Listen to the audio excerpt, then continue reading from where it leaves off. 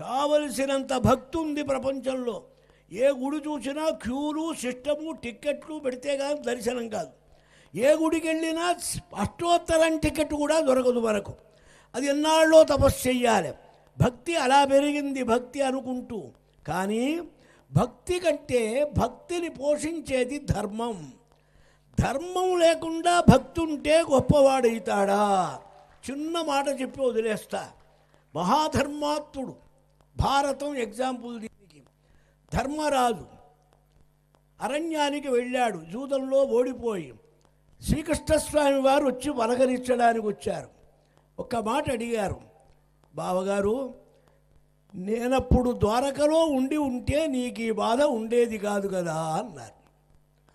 అంటే ద్వారకలో లేడు, ఎక్కడో యుద్ధానికి వెళ్ళాడు, ఏదో ఎంగేజ్మెంట్లో ఉన్నాడు, అందుకని రాలేదనుకుంటారు. కాదు కాదు, నవద్వారపురి. ద్వారక అంటే శరీరం. నీ మనస్సులో నేను నీకు స్ఫురించి ఉంటే నీకు ఈ బాధ ఉండేది కాదు. జూదం ఆడావు, తమ్ముల్ని ఓడావు, రాజ్యం ఓడావు, సంపద ఓడావు, సర్వము ఓడావు, కానీ నీ మనస్సులో కృష్ణ, అచ్యుత, గోవింద, గోపీజన వల్లభ రాలే. అసలు స్పృహే రాలే. సభాపర్వంలో కృష్ణుడి మాటే ఎత్తుకోలే, ఏమీ స్మరించలే. ధర్మం ధర్మం ధర్మం ధర్మంగా ఉన్నాడు.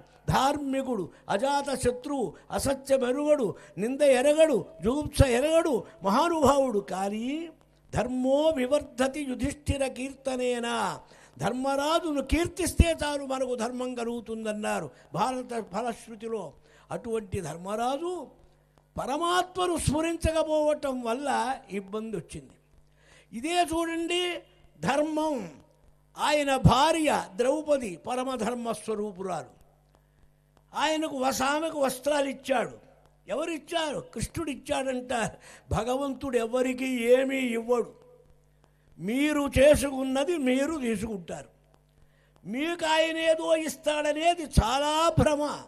ఎవరికి ఇవ్వడు. ఆయన ఒకరికిచ్చి ఒకరికి ఇవ్వకపోతే వారిని చంపాడు, సుగ్రీవుణ్ణి రక్షించాడు. వైషమ్యం కాదక్కడ, వైషమ్య నైర్ఘృణ్యాలు వస్తాయి. కాబట్టి ఎవరిని ఏమీ చెయ్యడు, వారి ఫలాన్ని బట్టి చేస్తాడు. ఇక్కడ మహాపతివ్రత పరమధర్మస్వరూపురాలు ఆమెను రక్షించారు. ఏమి రక్షించారన్నారు? ఒక్కటే మాట. దుర్యోధనుడు ఒక్క మాట అడిగాడు, సభలో నా భర్త చేసింది అధర్మం అని అను, నిన్ను వదిలివేస్తానన్నాడు. ఆయన ఒక్కటే మాట అన్నది, మిన్ను మీద పడవచ్చు కానీ నా భర్త ధర్మాన్ని తప్పుతాడా?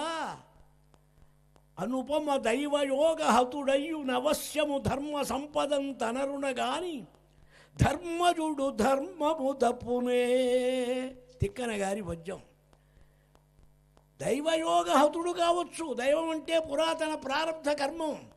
ఆ కర్మ యొక్క బలం వల్ల ఒకవేళ ఇబ్బందులు గడవచ్చు, సంకటాలు పడవచ్చు, కానీ ధర్మాన్ని తప్పుతాడా? పరమధర్మాత్ముడు నా నాథుడు అని చెప్పింది. ఇది పరమధర్మం ఆమెలో. మామూలుగా ఏమనాల, ఇవాళ్లే కాదండి, కాపరానికి వచ్చినప్పుడు నా ప్రాణం అట్టగే తీస్తున్నాడు వీడు, జూదం ఆడుతాడు, ప్యాక్ ఆడుతాడు, కలుపు గెడతాడు, మనకి ఇంటికి రాడు, తాగుతాడు, ఏదో అంటాడు, వాడి మీద బండెడు చెప్పాలి భార్య. కొంచెం కాటైతే భార్య భర్తను ఎన్ని చెప్పాలో చెప్పొచ్చు. అనుపమ దైవయోగహతుడయ్యు అవశ్యము ధర్మ సంపదంతనరున గాని. తన్ను పందెంలో పెట్టి జూదంలో ఓడించిన భర్తను గురించి ఇచ్చిన సర్టిఫికెట్ ఇది. ఇది పరమధర్మం. ఈ ధర్మం ఆమె దగ్గర ఉన్నది. ఆ ధర్మం ఉంటే, అందుకనే ఆ ఘట్టంలోనే అన్నారు, వస్త్రాలు ఎలా వచ్చినాయి? కృష్ణుడు ఇవ్వలే. ధర్మ వస్త్రరూపేణ ప్రావృణోత్తాం. ధర్మమే వస్త్రరూపంగా రకరకాల డిజైన్లు, రంగులు, కలర్లు, రకరకాల వైభవాలతో ఆ చుట్టుకున్నయిట ఆమెకు ధర్మం. ఈ ధర్మం చుట్టుకుంది కదా, ధర్మం ఉన్న ధర్మరాజును ఎందుకు చుట్టుకోలే? ధర్మరాజుకు దైవ స్మరణ లేకపోయింది. ఈమె అడిగింది, కృష్ణ కృష్ణ గోవింద గోపికా జనవల్లభ ద్వారకా వాసిన్ చవ్వయ్య రక్షించు రక్షించు స్వామి అన్నది. రెండు ఆల్టర్నేషన్, రెండు ఇచ్చింది. ఒక మాట విశ్వాత్మం విశ్వభావన, చక్కని మాట, భారతే త్వర్ధ గౌరవం అని. విశ్వాత్మన్ విశ్వస్వరూపుడివి.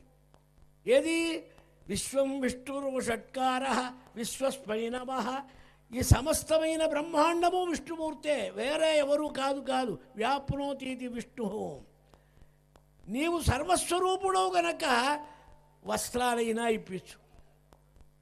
లేదు విశ్వభావన, విశ్వం భావయతీతి విశ్వభావన. ఈ దుర్మార్గుడైన దుశ్శాసనాదులకు దుర్బుద్ధి మరలి సద్బుద్ధి అయినా కల్పించు. సద్బుద్ధి కల్పించడం నా చేతిలోది కాదు, నా చేతిలో ఉన్నది నీ ధర్మము యొక్క ప్రభావం. వస్త్రాలు ఇచ్చామన్నారు కనుక ఎందుకు చెప్పొచ్చానంటే, ఇది ఎంత భారతం చెప్పడానికి కాదు, ఇక్కడ ముఖ్యమైన మాట ధర్మం ఉండాలి. ధర్మం ఉంటేనే రక్షింపబడతాడు. ధర్మో రక్షతి రక్షిత. నజాతు కామాన్ న భయాన్ న లోభాత్ ధర్మం జహ్యా జీవితస్యాపి హేతో. ధర్మాన్నెప్పుడు వదలరన్నారు శ్రీకృష్ణస్వామి. యతో ధర్మ తతః కృష్ణ. పులిహార దద్దోజనాలు, పటాలు, డిజైన్లు, పూలదండలు వేస్తే భగవంతుడు రాడు. నీ దగ్గర ధర్మం ఉంటే వస్తాడు. ధర్మాన్ని రక్షించుకో.